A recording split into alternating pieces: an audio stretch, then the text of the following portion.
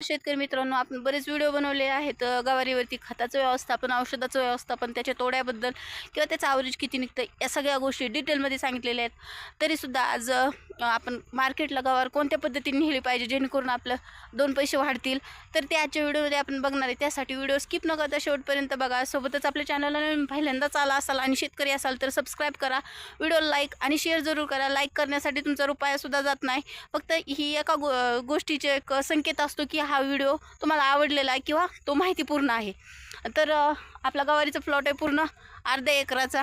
याच्यामध्ये आपल्याला प्रत्येक तोड्याला म्हणजे आपण 3 टप्प्यामध्ये तोडे करतो. प्रत्येक तोड्याला 60 ते 70 किलोचं उत्पन्न हे आपल्याला निघतं. 3 टप्प्यामध्ये आपण त्याची तोडणी करतो, म्हणजे एका आठवड्यामध्ये आपण 3 टप्पे करतो, म्हणजे आठवड्याला एकच तोडा होतो.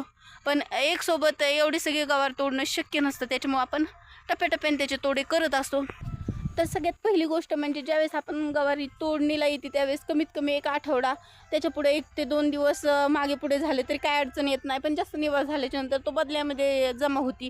तर अशा पद्धतीने आपण गवार तोडून वगैरे पॅकिंग करून एकतर आपण किरकोळ मार्केटला विकत असाल तर पोत्याच्या पिशवीमध्ये किंवा गोणीमध्ये तुम्ही नेऊ शकता, ओली करून ठेवू शकता. तिला दिवसभरसुद्धा ती सुकत नाही किंवा 2 दिवस पण ती व्यवस्थितपणे राहते. पण ज्यावेळेस आपल्याला पुन्हा मार्केटला किंवा निलावाला वगैरे न्यायची असते, आता पुण्या मार्केटचा विषय कसा होतो, जास्त असल्यावरती फायद्याचा आहे, कारण छोट्या बाजारावरती जास्त मार्केटिंग करणं शक्य नसतं आणि एवढा सगळा खप होत नसतो. त्याच्यामुळं मोठ्या मार्केटला नेणं पण गरजेचं आहे.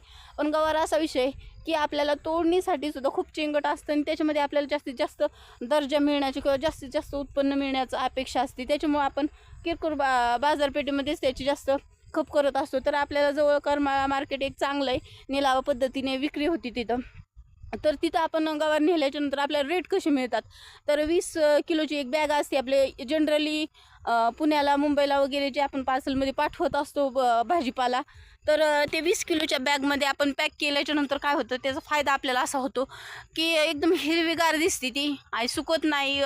सोबतच तिला जास्त मोठ्या आपण पोत्यामध्ये वगैरे भरल्याच्या नंतर काय होतं, रात्रभर जर राहिलेली असली तर त्याच्यामध्ये ऊब तयार होती आणि ईस आणल्यासारखा एक प्रकार होतो. त्याच्यामुळं आपण नक्कीच छोटे छोटे पॅकिंग जर केल्या तर उष्णता ही बाहेर निघली जाते. आणि त्या कॅरीबॅगचं एक वैशिष्ट्य असतं, त्याला खाल्ल्या साईडनी छोटी छोटी छिद्र असतात. तुम्ही नोटीस केलं असेल जर वापरली असेल कधी, तर त्याच्यामुळं ते घामजणं वगैरे या गोष्टी त्याच्या कमी घडतात. तर अशा पद्धतीने आपण 20 किलोचे किंवा 10 किलोचे पॅकिंग नेल्याच्या नंतर सुद्धा व्यापारी उचलायला सुद्धा थोडंसं व्यवस्थितपणे उचलतात, कारण जास्त असल्यावरती त्यांच्याकडे जसा खप आहे त्या पद्धतीने त्यांना घ्यायची असती. आणि जर डायरेक्ट आपण 30-40 किलोची गोणी जर नेत असाल तर नक्कीच ते म्हणणार ह्याच्यातलं निम्मं करून द्या वगैरे, आणि मग त्या गोष्टी आपल्याला तिथं नेल्याच्या नंतर थोडेसे अवघड जातात. त्याच्यामुळे पॅकिंग करतानाच आपण छोट्या छोट्या करायच्या. त्याचबरोबर आपल्याला गवारीच्या यावर्षी एकदम तेजीतले मार्केटचे बाजारभाव सापडलेले आहेत, कारण कसं असतं, कशात गेलं तर कशात तरी येतं असं. यावर्षी आपल्याला गवार 100, 110, 120 रुपये ठोक मार्केटला विकली गेलेली निलाव पद्धतीने, म्हणजे करमाळा बाजार समितीमध्ये. आणि आत्ता सध्या नवरात्री चालू आहे, त्याच्यामुळे थोडंसं मार्केट रिवर्स आलेलं आहे. तरीसुद्धा 60 ते 70 रुपये किलोचे दर आपल्याला मिळतात, कारण गवार आहे त्याच्यामुळं व्यवस्थितपणे बाजारभाव अजून पण चाललेले आहेत. कारण प्रत्येकच भाजीपाल्याचे बाजारभाव हे नवरात्रीमध्ये उतरत असतात. आता मिरचीसुद्धा निम्म्याच्यापेक्षा बाजारभाव कमी झालेले आहेत. तर तुमच्या भागामध्ये कोणत्या पिकाचे कोणते बाजारभाव आहेत ते सुद्धा नक्की कळवा, किंवा कशाच्या बाबतीत जास्त घसरण झाली ते सुद्धा सांगा. आणि जास्तीत जास्त विक्रमी जर तुम्हाला गवारीचं उत्पन्न घेता असेल तर नक्कीच या व्हरायटीचा तुम्ही वापर करू शकता. त्याच्या व्हरायटीबद्दल, नावाबद्दल, उत्पन्न कसं जास्त काढायचं या सगळ्या गोष्टी डिटेलमध्ये सांगितलेल्या आहेत. त्याचबरोबर पेरणीसाठी आपण कसं अंतर वापरायचं, कसं अवजार वापरायचं, ह्यासुद्धा सगळ्या गोष्टी सांगितलेल्या पाठीमागे आपण आपल्या व्हिडिओच्या माध्यमातून त्या तुम्ही नक्कीच चॅनलवरती जाऊन चेक करू शकता. एकदम माहितीपूर्ण व्हिडिओ असा बनवलेले आहेत पाठीमागचे सुद्धा, आणि हा सुद्धा तुम्हाला नक्कीच आवडला असेल अशी आशा करते. शेवटपर्यंत बघितल्याबद्दल धन्यवाद. भेटूया पुढच्या अशाच एखाद्या नवीन आणि माहितीपूर्ण व्हिडिओमध्ये.